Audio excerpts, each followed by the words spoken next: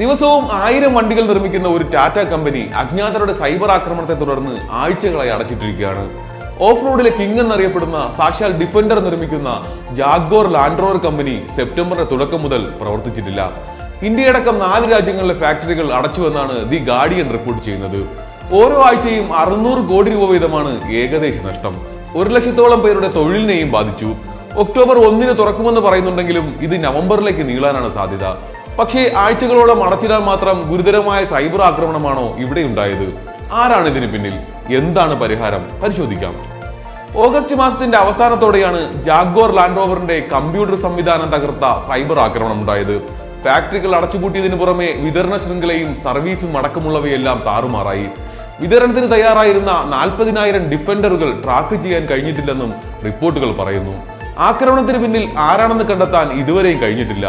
എന്നാൽ scattered lapses and hunters എന്ന പേരിലുള്ള ഒരു സംഘമാണ് ഇതിന് പിന്നിലെന്ന അഭ്യൂഹങ്ങളുണ്ട്. നിലവിലെ പ്രതിസന്ധി ഒക്ടോബർ 1 വരെ നീണ്ടാൽ കുറഞ്ഞത് 17,000 കോടി രൂപയ്ക്ക് മുകളിൽ JLRന് നഷ്ടമുണ്ടാകും. വിതരണ ശൃംഖല, വിൽപ്പന, ബ്രാൻഡിന്റെ സൽപ്പേര് എന്നിവയിലുണ്ടാകുന്ന നഷ്ടം വേറെയും. കാര്യങ്ങളെ വഷളാക്കുന്നത് ഇതൊന്നുമല്ല.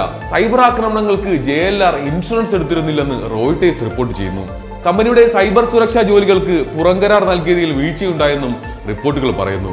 എല്ലാം സ്മാർട്ടായെന്ന് ചിന്തിക്കുന്ന ഇക്കാലത്ത് പോലും ഒരു സൈബർ ആക്രമണം മതി ലോകോത്തര ബ്രാൻഡുകളെ പോലും പ്രതിസന്ധിയിലാക്കാൻ. ബിസിനസ്സിൽ സൈബർ സുരക്ഷ ഒരുക്കേണ്ടതിന്റെ ആവശ്യകത വ്യക്തമാക്കുന്നതാണ് ഇത്തരം സംഭവങ്ങളെന്നും വിദഗ്ധർ പറയുന്നു.